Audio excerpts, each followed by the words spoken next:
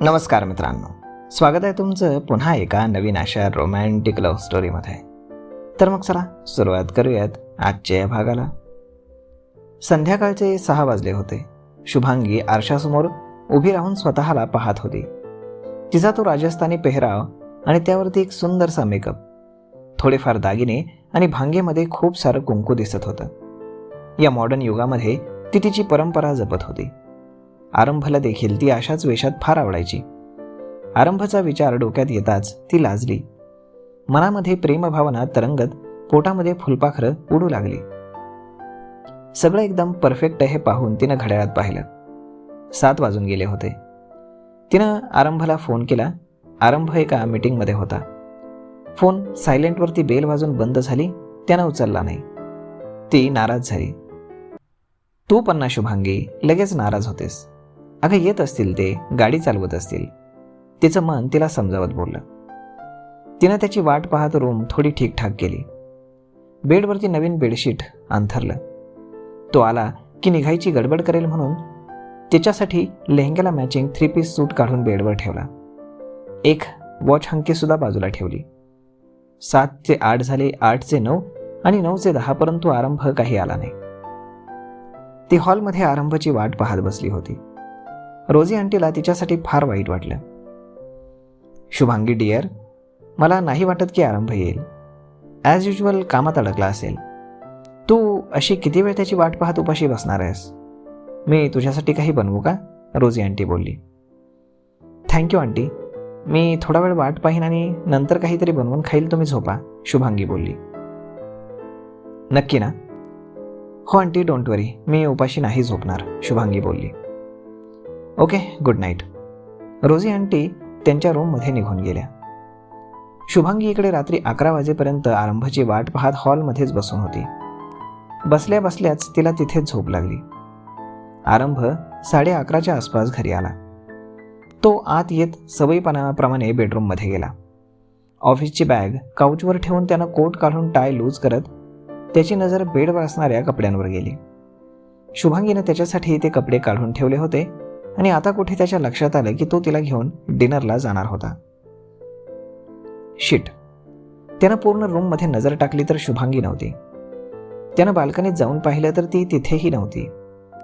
ती किचनमध्ये असेल म्हणून तो तसाच घाईघाईनं खाली आला आणि किचनमध्ये पाहिलं तर तिथेही कोणीच नव्हतं. तो तसाच हॉलमध्ये आला आणि शुभांगी सोफ्यावरती बसून तशीच झोपलेली त्याला दिसली. त्याच्यासाठी किती छान तयार झाली होती ती. तो तिच्या जवळ येऊन बसला. झोपेतही तिचा चेहरा फारच सुंदर दिसत होता, परंतु नाराज झालेला होता. त्यानं हळूच तिच्या चेहऱ्यावरनं बोटं फिरवली आणि ती दचकून जागी झाली. ती घाबरून त्याच्याकडे पाहू लागली. रिलॅक्स, इट्स मी, तो पुन्हा तिच्या चेहऱ्याला हात लावून बोलला. तिनं दीर्घ श्वास घेत एक सुस्कारा सोडला. तुम्ही कधी आलात? जस्ट. तुम्ही फ्रेश होऊन या, मी जेवायला काहीतरी बनवते, असं म्हणत ती उठू लागली. मी जेवून आलोय, तो बोलला आणि तिनं त्याच्याकडे पाहिलं. आय एम सॉरी, मी तुला आज डिनरला घेऊन जाणार होतो, परंतु मला आज नेमकं खूप काम लागलं. शेड्यूलमध्ये नसतानाही अर्जंट 2 मीटिंग कराव्या लागल्या, आरंभ दिलगिरी व्यक्त करत बोलला. ती काहीच बोलली नाही, फक्त हलकसं हसली. तुम्ही फ्रेश व्हा, मी तुमच्यासाठी दूध आणते. तू जेवलीस? आरंभने विचारलं. हो, तुमची वाट पाहून मी रोजी आंटी सोबत 9 वाजताच जेवले. ओके, चल. कुठे? रूममध्ये. अजून कुठे? दूध घेऊन आलेच.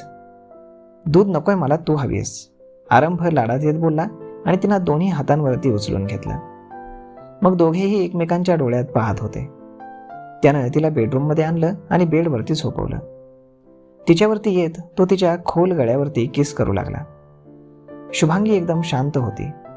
एरवी त्याचा स्पर्श तिला बेभान करायचा, परंतु आता ते तिला नकोसं वाटत होतं.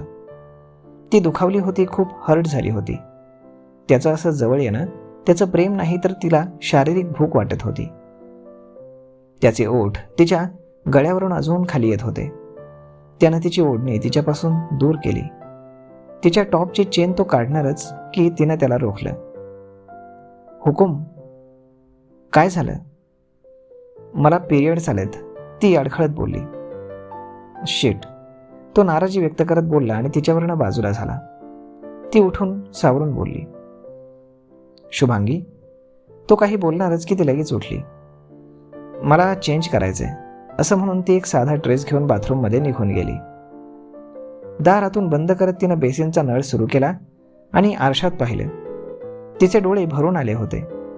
खूप रडावंसं वाटत होतं, परंतु तो परेशान होईल आणि स्वतःला दोष देईल म्हणून तिनं बाहेर आलेला हुंदका तसाच तोंडाच्या आत दाबला आणि तोंडावर सपासप पाण्याचे हापके मारले. पण तरीही अश्रू बाहेर आलेच. फ्रेश होऊन तोंड पुसून चेंज केलं तिनं आणि ती बाहेर आली. त्यानंतर आरंभ देखील फ्रेश व्हायला गेला. तो बाहेर येईपर्यंत ती झोपली सुद्धा.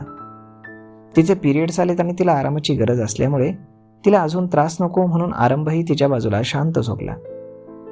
तिला आता अजूनच वाईट वाटत होतं की तो तिला मिठीमध्ये न घेताच झोपला. रात्री कितीतरी वेळ तसाच विचार करत ती पडून होती. पहाटे तिला झोप लागली म्हणून मग तिला सकाळी वेळेत जाग आली नाही. आरंभ उठून तयार होऊन ऑफिसला जायला निघाला तरी ती उठली नव्हती.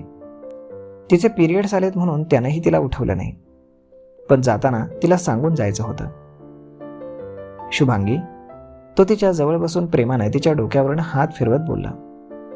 तिनं दचकून डोळे उघडले आणि त्याला तयार झालेलं पाहून ती खळबळून जागी होऊन उठून बसली. किती वाजले? 9 वाजलेत. तो तिच्या चेहऱ्यावरचे केस बाजूला सारत बोलला. 9? बापरे, आज खूपच उशीर झाला. तुम्ही मला उठवलं का नाहीत? तुमचा नाश्ता करायचा राहिला ना?